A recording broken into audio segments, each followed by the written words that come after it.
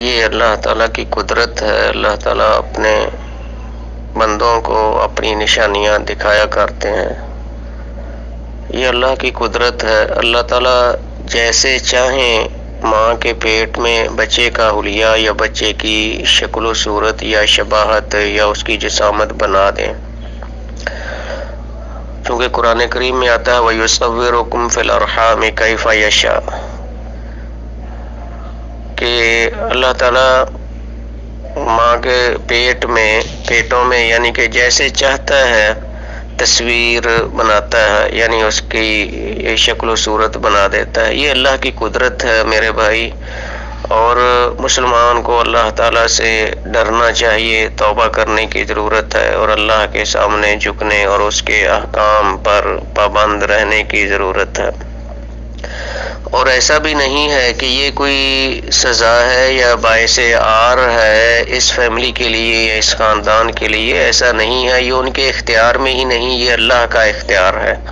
یہ اللہ کا اختیار ہے، اور یہ انسانوں میں ہی نہیں بلکہ بسا اوقات حیوانات میں بھی اس طرح کی عجیب خلقت اللہ تعالیٰ پیدا کرتے ہیں۔ حالانکہ انسان تو چلے مطلب کہ عقل مند ہے اور افضل ہے اللہ کی مخلوق میں، لیکن جو حیوانات اور چوپایوں کی شکل میں ہے وہ تو بیچارے مکلف نہیں ہیں، وہ تو بے سمجھ حیوان ہیں، وہ تو انسانیت کی خدمت کے لیے اللہ تعالیٰ نے انہیں بنایا ہے، تو پھر ان کا قصور کیا ہے؟ ان کی نسل میں ایسا کیوں ہوتا ہے؟ اسی طرح بندر ہیں، اسی طرح دیگر جو نسلیں ہیں، یہ اللہ کی قدرت ہے۔ اس سے مسلمان کو عبرت پکڑنی چاہیے، پہلی بات۔ دوسری بات یہ ہے اس حوالے سے کہ یہ جو اخباری رپورٹر ہیں، یہ بس آپ ان کو اخباری رپورٹر تک ہی سمجھیں، یہ کوئی علماء نہیں ہے۔ اور اس آدمی نے بھی جب اس بچے کی تصویر دکھائی ہے جو گفتگو کر رہا تھا، تو اس نے بھی کہا کہ میں عالم دین نہیں ہوں یا ہم علماء نہیں ہیں، تو اس نے اپنی طرف سے یہ بات واضح کر دی ہے۔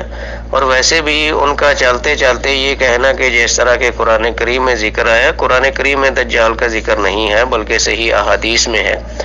قرآن کریم میں دجال کا ذکر نہیں ہے۔ یہ ٹھیک ہے کہ قرآن کریم میں کچھ قیامت کی بڑی بڑی جو نشانیاں ہیں ان کا ذکر ہے، ان میں عیسیٰ علیہ السلام کا ذکر ملتا ہے، یاجوج ماجوج کا ذکر ملتا ہے، ٹھیک ہے۔ اسی طرح ایک وہ دابہ نامی جو حیوان ہوگا جو بات کرے گا انسان سے، انسان کی طرح گفتگو کرے گا، اس کا ذکر ملتا ہے۔ اس طرح کئی نشانیاں جو بڑی بڑی علامات ہیں قیامت سے پہلے رونما ہوں گی اور عین قیامت کے قریب نزدیک جا کر، تو ان کا ذکر ملتا ہے، ٹھیک ہے۔ البتہ دجال کا ذکر ہمیں قرآن کریم کی بجائے صحیح احادیث سے ملتا ہے، اور یہ احادیث جو ہیں وہ متواتر ہیں۔ متواتر یعنی جسے بیان کرنے والے بہت سارے صحابی ہوں اور بہت سارے اہل علم نے اسے آگے فروغ دیا ہو، لوگوں کو ڈرایا ہو، ٹھیک ہے۔ دجال، جہاں تک اس بچے کے متعلق اس شبے کا تعلق ہے کہ شاید یہ دجال ہے، ایسا ہرگز نہیں ہے، ایسا ہرگز نہیں ہے۔ اس کے متعلق دو باتیں میں آپ کے سامنے رکھنا چاہوں گا۔ پہلی بات تو یہ ہے کہ یہ بچہ اب پیدا ہوا ہے، جبکہ دجال کب کا پیدا ہو چکا ہے، بلکہ نبی علیہ السلام کے زمانہ مبارک میں دجال تھا۔ البتہ یہ ہے کہ دجال کہاں ہے، کس وقت اسے اللہ تعالیٰ ظاہر کریں گے، یہ اللہ کے علم میں ہے۔ اتنا ضرور ہے کہ دجال پوری روئے زمین پر گھومے گا، لیکن سب سے پہلے جہاں سے وہ نمودار ہوگا وہ ایران کی سرزمین ہے۔ اصفہان نامی جو ایران کا شہر ہے، اس شہر سے وہ نمودار ہوگا، اور وہ اس وقت کہیں اللہ تعالیٰ نے اسے چھپایا ہوا ہے، کسی جزیرے میں جکڑا ہوا ہے۔ وہ صحیح مسلم میں یہ روایت ملتی ہے، حضرت تمیم داری رضی اللہ تعالیٰ عنہ کی صحیح مسلم کے اندر کتاب الفتن میں یہ روایت موجود ہے، کتاب الفتن یا کتاب الایمان میں دجال کے متعلق، اور دیگر کتب حدیث میں بھی یہ اس طرح کی یعنی دجال کے متعلق روایات موجود ہیں۔ پہلی بات تو یہ ہے کہ یہ بچہ آج پیدا ہوا ہے، جبکہ دجال نبی علیہ السلام کے زمانہ سے موجود ہے، لیکن وہ چھپا ہوا، اللہ نے اسے چھپایا ہوا ہے، اور موجودہ ٹیکنالوجی کی آنکھ ابھی تک وہاں تک نہیں پہنچ پائی اور نہ ہی پہنچ سکے گی، اس لیے کہ اللہ تعالیٰ کے مقابلے میں یہ ٹیکنالوجی زیرو ہے۔ اچھا، دوسری بات یہ ہے کہ صحیح احادیث میں نبی صلی اللہ علیہ وسلم نے دجال کا حلیہ بیان فرمایا ہے۔ صحیح احادیث میں نبی صلی اللہ علیہ وسلم نے دجال کے قد و خال اور اس کی قد و قامت، اس کی رنگت، اس کے بال اور اس بالوں کی بناوٹ، اور اسی طرح اس کا چلنا، یعنی کس طرح وہ چلے گا، اور اس کا قد اور اس کا چہرہ، اس کی آنکھوں کے متعلق نبی علیہ الصلوۃ والسلام نے بیان فرمایا ہے، اور یہ نبی علیہ الصلوۃ والسلام کی احادیث کی روشنی میں پورا خاکہ دجال کی تصویر کا موجود ہے۔ ان احادیث کی روشنی میں نبی علیہ الصلوۃ والسلام فرماتے ہیں کہ وہ چھوٹے قد والا ہوگا، انتہائی بھدی قسم کا ہوگا، یعنی بری شکل کا ہوگا وہ، یعنی اس کا چہرہ جو ہے وہ انتہائی بدنما ہوگا، اور اس کی پیشانی پر کافر لکھا ہوا ہوگا، یعنی کاف فا را، یہ 3 حرف لکھے ہوں گے، اور ہر پڑھا یا ان پڑھ آدمی اسے پڑھ سکے گا۔ اور پھر وہ جب چلے گا تو اپنی ٹانگیں چوڑی کر کے چلے گا، ٹانگیں یعنی کہ وہ نارمل چال نہیں چل سکے گا، اور اس کے بال جو ہیں وہ گنگرالے ہوں گے، گنگرالے بال ہیں اس کے۔ اور اسی طرح نبی علیہ الصلوۃ والسلام نے فرمایا کہ اس کی دونوں ہی آنکھیں ہوں گی۔ اس دجال کی جو قیامت کی نشانیوں میں سے ایک نشانی ہے، جسے عیسیٰ علیہ السلام قتل کریں گے شام میں یا فلسطین کے علاقے میں، تو اس کی دونوں ہی آنکھیں ہیں، اس کی دونوں ہی آنکھیں ہوں گی، لیکن ایک آنکھ اس کی صحیح ہے جس طرح ہم نارمل آنکھ ہوتی ہے، اور دوسری آنکھ جو ہے وہ اس کی پھولی ہوئی ہوگی اور وہ بینائی سے محروم ہوگی، یعنی اس آنکھ سے اسے کچھ دکھائی نہیں دے گا، اور وہ سفید ڈیلا اس کا باہر نکلا ہوا ہوگا۔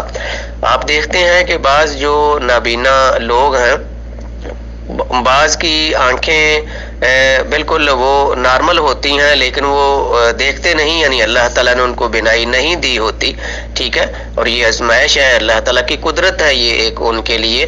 اچھا، اور اگر ایسا شخص مسلمان ہے تو انشاءاللہ نبی علیہ السلام فرماتے ہیں کہ وہ آدمی جنتی ہے انشاءاللہ تعالیٰ، یعنی جس آدمی کی اللہ تعالیٰ بینائی لے لیں اور وہ اس آزمائش پر صبر کرے، اور وہ مسلمان ہے، اللہ کی رضا پر راضی رہتا ہے اور اسلام پر ہی اس کا خاتمہ ہوتا ہے، تو وہ جنتی ہے۔ نبی علیہ السلام نے ضمانت دی ہے ایسے آدمی کی، ٹھیک ہے۔ تو یہ بہت بڑا اعزاز ہے ایک ایسے شخص کے لیے۔ البتہ جہاں تک دجال کا تعلق ہے تو دجال کی ایک آنکھ نارمل ہے، اور دوسری آنکھ جو ہے دجال کی وہ نارمل نہیں ہوگی، بلکہ وہ ایسے ہے جس طرح نبی علیہ السلام فرماتے ہیں عنبۃ طافیہ، کہ جس طرح یہ انگور کا ایک دانہ اس کے برابر، یعنی اس کا ڈھیلا ہوگا یا آنا جو آنکھ کی وہ اندر ہے، ٹھیک ہے، آنکھ کے اندر جو ہے وہ اس طرح کا ہوگا، اور وہ باہر نکلا ہوا ہوگا، اور وہ پھولا ہوا ہوگا، یعنی وہ موٹا بھی ہوگا اور انتہائی سفید بھی ہوگا، یعنی دکھائی نہیں دے گا، جس طرح جس کو کہتے ہیں سفید موتیا اتر آنا، آنکھ کے اوپر، آنکھ کی جھلی کے اوپر سفید موتیا اتر آتا ہے اور انسان دیکھ نہیں سکتا، تو اس طرح اس کا ایک آنکھ پھولی ہوئی ہوگی، اور اس کا اندرونی جس کو ہم ڈیلا کہتے ہیں وہ باہر نکلا ہوا ہوگا، ٹھیک ہے۔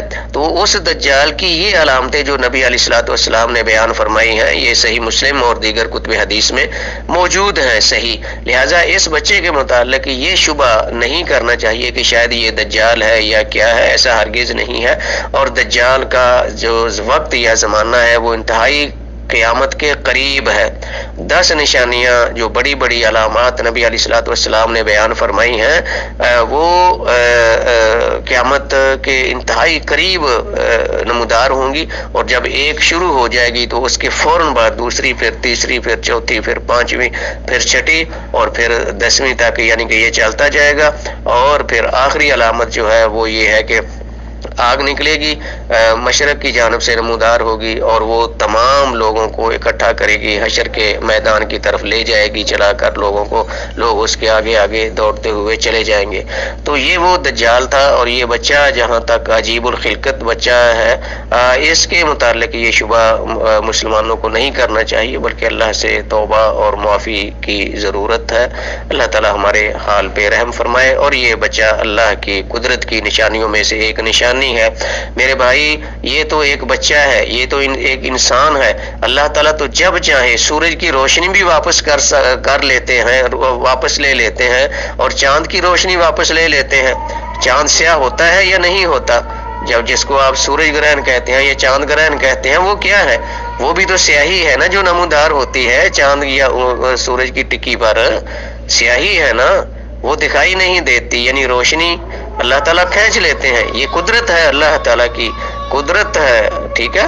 تو ایسے ہی یہ بچہ بھی اللہ تعالیٰ کی قدرت ہے، اور اس کو دجال وغیرہ سمجھنا یہ غلطی ہے، اس سے باز رہنا چاہیے، اور ایسی چیز کو لوگوں کے سامنے اچھالنا اور اخبارات میں ایسی اطلاع دینا یہ بھی درست نہیں ہے، بالکل اس کا کوئی فائدہ نہیں ہے، بلکہ اللہ سے معافی مانگنے کی ضرورت ہے۔